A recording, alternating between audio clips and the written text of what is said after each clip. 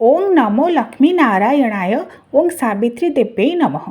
आसुछि पवित्र सावित्री व्रत। चलित वर्ष 2025 मसीह मे 26 तारिख सोमवार दिन सावित्री व्रत एवं बट सावित्री व्रत उभय को पालन करा जिवो। एही दिन मध्य गायत्री जयंती पड़ुछि। तेबे श्रीमंदिर रे मे 27 तारिख रे सावित्री अमावास्या पालन करा जिवो। कारण जदिओ सावित्री व्रत मे 26 तारिख रे पड़ुछि, मात्र अमावास्यार तिथि जेहेतु मध्याह्न 12:13 पर आरंभ हेउछि एवं श्रीमंदिर रे साधारणतः अनेक पर्वपर्वाणी सूर्योदय को आधार करी पालन करा जाए। सेतिपाई श्रीमंदिर रे मे 27 तारिख रे सावित्री अमावास्या को पालन करा जिवो। सकाळ 8:37 पर्यंत अमावास्यार तिथि एही दिन रहुछि।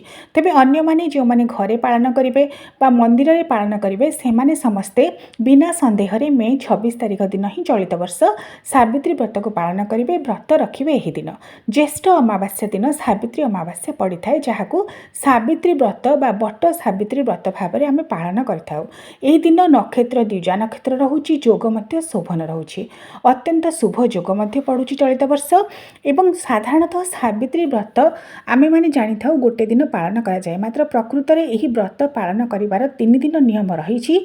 जेउ दिन आपण माने सावित्री व्रत को पालन करिवे तार पूर्व दिन एक बार बा गोटे बेला अरुआ अन्न भोजन ग्रहण करिवे, कारण सावित्री व्रत दिन साधारणतः सुखिला फलमूल ग्रहण करी रंधा खाद्य न खाई व्रत को पालन करा जाए। एवं ता पर दिन व्रतर पारण करिवे, अर्थात मे 27 तारिख दिन ही सावित्री व्रतर पारण करिवे। सकाळ 8:37 मध्य 8:37 पर जेहेतु प्रतिपदा तिथि आरंभ हो जाउछि, तेणु 8:37 मध्य ही सावित्री व्रतर पारण मे 27 तारिख रे करिवे। तेबे प्रत्येक सधवा नारी निजर स्वामींकर दीर्घ आयुष पई तांकर दीर्घ निरामय जीवन कामना करी एही दिन प्रभु श्री लक्ष्मी नारायण शिव पार्वती माँ सावित्री पाखरे पूजा करिथांती। बरगछ पाखरे मध्य स्वतंत्र भाव में पूजा अर्चना करा जाए, सेथिपई एहाकू बट सावित्री व्रत बोली कहा जाए। तेबे दर्शक बंधु आसंतु जानिबा एही सावित्री व्रत जेतेबेले आपण माने पालन करिवे कौन कौन नियम मानिबे, कौन कौन पूजा सामग्री आगुरु किणिकी रखिथिबे, जद्वारा कि एही दिन आपण माने भल भाव में पूजा करि परिबे। एवं सावित्री व्रतर किछि विशेष नियम संपर्क में आसंतु जानिबा। सावित्री व्रत दिन नाली रंग को प्राधान्य दि जाए। नाली रंगर साड़ी चूड़ी एसबू को पिंधा जाए, सिंदूर पिंधा जाए पूजा करबा परे। एवं साधारणतः घरे मंदिर रे पूजा करबा परे बरगछ मूले मध्य एही दिन पूजा करा जाए। जहाँ गोटे परंपरा आमर रही जे बाप घरु भार आसी थाए सावित्री व्रत दिन, मात्र देवी भागवतर वर्णना अनुଯାयी जदि आपण माने माँ सावित्री पूजा रे प्रभु श्री लक्ष्मी नारायण पूजा रे निज स्वामी देथिबा साड़ी शंखा सिंदूर एवं अलंकार बा प्रसादन सामग्री पूजा करुछंती, ताहा अत्यंत शुभप्रद बोली साब्यस्त होइछि। सेतिपई आपण माने निज स्वामी देथिबा साड़ी शंखा सिंदूर ए सब को पूजा रे व्यवहार करि परिबे। बापघरु भार आसीथिबा फलमूल ए सब को पूजा रे मध्य व्यवहार करिवे। एवं जेपरि भाबरे म आपनकु कहिली 3 दिन एही व्रतर अनुष्ठान पालन करा जाए। प्रथम दिन एक बार भाबरे गोटे बेला अरुआ अन्न भोजन ग्रहण करा जाए। सावित्री व्रत दिन निष्ठापर भाबरे माँ सावित्री लक्ष्मी नारायण पूजा करा जाए एवं एही दिन कौनसी रंधा खाद्य ग्रहण करा जाए नहीं। व्रत दिन प्रातः स्नान सूर्य अर्घ्य प्रदान पर नित्य ठाकुर पूजा करबा परे जेहेतु अमावास्या तिथि एही दिन मे 26 तारिख रे मध्याह्न 12:13 पर आरंभ हेउछि, सेतिपई 12:13 पर ही आपण माने माँ सावित्री पूजा आरंभ करिवे। साधारणतः एही दिन जो व्रतर व्यवहार करा जाए, जो व्रत पूजा करी पिंधा जाए, तार रंग हेउछि नाली एवं हलदिया रंगर व्रत एवं सेथिरे 7टी गंठी पड़ी थाए। सेही व्रत को हलदी पानी रे बुड़ाई रखा जाए। पूजा करि सारिबा परे ताहाकू डाहाण हाथ रे पिंधा जाए एवं सेही दिन व्रत को डाहाण हाथ रु कढ़ा जाए नहीं। ता पर दिन व्रतर पारण करिबा परे ही व्रत को काढ़ी विसर्जन करा जाए। जेपरि भाबरे मु कहिली एही दिन लक्ष्मी नारायण पूजा मध्य करा जाए, सेथिपई गुआ स्थापन करा जाए। लक्ष्मी नारायण पूजा रे माँ सावित्री पूजा रे व्यवहृत होइतिबा गुआ कौड़ी शंखा सिंदूर ए सब को रखी अन्य सब द्रव्य को ता परदिन व्रतर पारण करिबा परे नदी रे बा जल रे विसर्जन देवे। तेबे आसंतु जानिबा एही दिनर पूजा विधि। प्रथम पूजा हेउची प्रभु श्री लक्ष्मी नारायणकर एवं एही दिन मध्य कलश स्थापन करा जाए। कलश स्थापन करिबा सहित लक्ष्मी नारायणकर पूजा करा जाए। माँ सावित्री को सज करी बसा जाए, कारण माँ सावित्री हेउछंती प्रत्येक सधवा नारीर प्रतीक। सेथिपई कलश स्थापन प्रथमे करा जाए। कलश स्थापन पई अक्षत बा अरुआ चाउल ଚାଉଳ, ପିତ୍ତଳ ବା ମାଟିର କଳସ, ଆମ୍ବପତ୍ର 5ଟି ଏବଂ ନଡ଼ିଆ, ପଇଡ଼ ବା ଗୁଆରେ ମଧ୍ୟ ବସାଇ ପାରିବେ। ପଇତା ଆବଶ୍ୟକ ହୋଇଥାଏ। ବସ୍ତ୍ର ବା ସାଲୁକନା ଦେବେ କଳସରେ। ଗଙ୍ଗାଜଳ, ଦୁବ, ମୁଦ୍ରା, ଲବଙ୍ଗ, ଅଳେଇଚ, ଗୁଜୁରାତି, ଚନ୍ଦନ, ସିନ୍ଦୁର, ଗୋଟା ପାନ ମଧ୍ୟ କଳସ ବସାଇବା ପାଇଁ ଆବଶ୍ୟକ ହୋଇଥାଏ। କଳସ କିପରି ଭାବରେ ବସାଇବେ ସେ ସମ୍ପର୍କରେ ପୂର୍ବରୁ ମୁଁ ଭିଡ଼ିଓ ଅପଲୋଡ଼ କରିଥିଲି ଏବଂ ଯେମିତି ଭାବରେ ଆମେ ଅନ୍ୟ ପୂଜାରେ କଳସ ବସାଇଥାଉ, ପଞ୍ଚଦେବତାଙ୍କୁ ଆବାହନ କରିଥାଉ, ସେହି ବିଧିରେ ସାବିତ୍ରୀ ବ୍ରତ ଦିନ ମଧ୍ୟ ଆପଣମାନେ ଗୋଟିଏ ପୂର୍ଣ୍ଣକୁମ୍ଭ କଳସ ପ୍ରଥମେ ବସାଇବେ। କାରଣ କଳସ ବସାଇବା ଦ୍ୱାରା ପୂଜାରେ ସିଦ୍ଧି ମିଳିଥାଏ ବୋଲି ବିଶ୍ୱାସ କରାଯାଏ। ତେଣୁ ପୂର୍ଣ୍ଣକୁମ୍ଭ କଳସ ବସିବ, ଯେଉଁଠାରେ ଆପଣମାନେ ପ୍ରଭୁ ଶ୍ରୀ ଲକ୍ଷ୍ମୀନାରାୟଣ ମା ସାବିତ୍ରୀଙ୍କର ସ୍ୱତନ୍ତ୍ର ପୂଜା କରିବେ। ଗୋଟିଏ ଆସ୍ଥାନ ବାଛିଥିବେ କିମ୍ବା ଠାକୁର ଘରେ ମଧ୍ୟ ପୂଜା କରିପାରିବେ। ଏବଂ ଲକ୍ଷ୍ମୀନାରାୟଣଙ୍କର ପୂଜା ଯେହେତୁ ପ୍ରଥମେ କରାଯିବ, କଳସ ପୂଜା ପରେ, ପଞ୍ଚଦେବତାଙ୍କ ପୂଜା ପରେ ପ୍ରଥମେ ତାଙ୍କର ମାର୍ଜନା କରାଯିବ।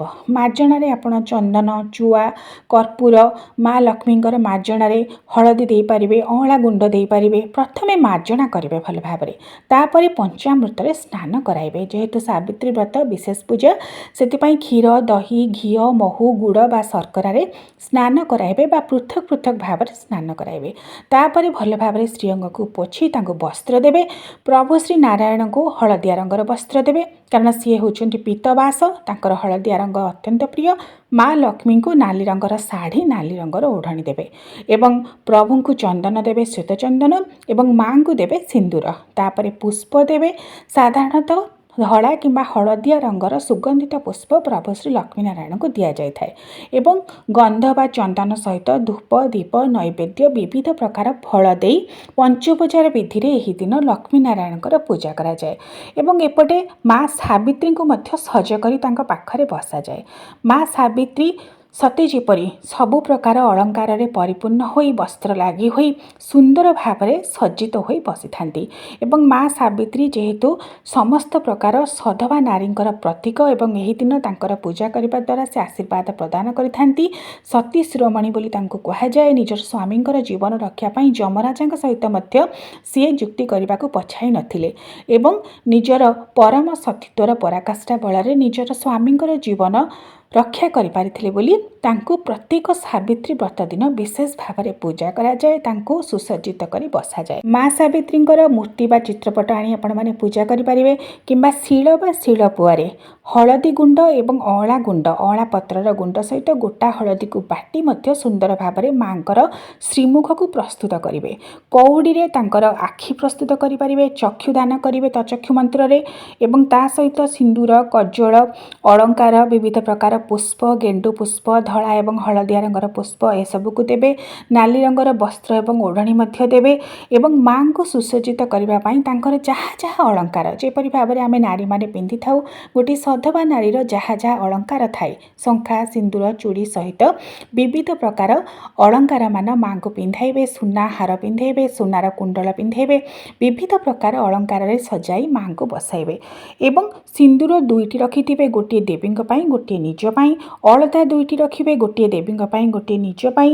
ନୂଆ ଶାଢ଼ୀ 2ଟି ରଖିଥିବେ, ଗୋଟିଏ ଦେବୀ ସାବିତ୍ରୀଙ୍କ ପାଇଁ, ଗୋଟିଏ ନିଜ ପାଇଁ। ଏବଂ ଯଦି ବ୍ରାହ୍ମଣଙ୍କୁ ଡାକି ପୂଜା କରୁଛନ୍ତି, ତେବେ ବ୍ରାହ୍ମଣଙ୍କୁ ଦାନ ଦେବା ନିମିତ୍ତ ଗୋଟିଏ ନୂତନ ବସ୍ତ୍ର ରଖିଥିବେ। ଏବଂ ଏହି ଦିନ ବନ୍ଦାପନା ପାଇଁ ହଳଦୀ ଗୋଳା ଅରୁଆ ଚାଉଳ ରଖିବେ, ପଞ୍ଚମୁରୁଜ ରଖିଥିବେ, ପଞ୍ଚାମୃତ ରଖିଥିବେ, କଦଳୀପତ୍ର ରଖିବେ।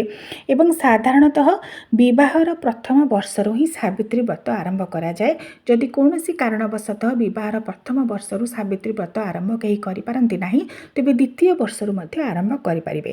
ଯେହେତୁ ଏହି ଦିନ କୌଣସି ପ୍ରକାର ରନ୍ଧା ଖାଦ୍ୟ ଗ୍ରହଣ କରିବା ନିଷିଦ୍ଧ, ସେଥିପାଇଁ ପୂଜା ସରିବା ପରେ ମାଙ୍କୁ ଯାହା ଯାହା ଭୋଗ ଆପଣମାନେ ଲଗେଇଥିବେ, ଫଳମୂଳ ଏସବୁକୁ ଗ୍ରହଣ କରିପାରିବେ।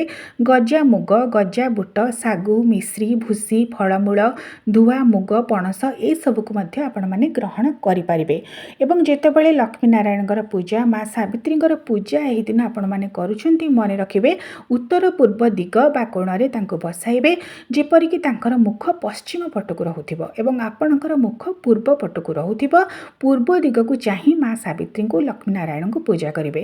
ଏବଂ ଧୂପ ଦୀପ ଝୁଣା ଆଳତି ଏସବୁର ଦିଗ ହେଉଛି ଦକ୍ଷିଣ ପୂର୍ବ ଦିଗ ବା ଆଗ୍ନେୟ କୋଣରେ ତାହାକୁ ବସାଇବେ ଏବଂ ଗନ୍ଧ ପୁଷ୍ପ ଧୂପ ଦୀପ ନୈବେଦ୍ୟ ପଞ୍ଚୋପଚାର ଦେଇ ଏଦିନ ପ୍ରଭୁ ଶ୍ରୀ ଲକ୍ଷ୍ମୀ ନାରାୟଣଙ୍କୁ ମା ସାବିତ୍ରୀଙ୍କୁ ପୂଜା କରିବେ। କାରଣ ସାଧାରଣତଃ ଗୃହସ୍ଥ ଜୀବନରେ ଘରମାନଙ୍କରେ ଆମେ ଯେତେବେଳେ ପୂଜା କରୁ ପଞ୍ଚୋପଚାର ବିଧିରେ ପୂଜା କରିଥାଉ ଏବଂ ପୂଜା ସରିବା ପରେ ମାଙ୍କୁ ତାମ୍ବୁଳ ଦେବେ। ପ୍ରଭୁ ଶ୍ରୀ ଲକ୍ଷ୍ମୀ ନାରାୟଣଙ୍କୁ ତାମ୍ବୁଳ ଦେବେ। ତାମ୍ବୁଳ ଅର୍ଥାତ୍ ପାନରେ କିଛି ଲବଙ୍ଗ ଅଳେଇଚ କର୍ପୂର ଜାଇଫଳ ଦେଇ ତାଙ୍କୁ ପାନ ବା ତାମ୍ବୁଳ ସମର୍ପଣ କରିବେ।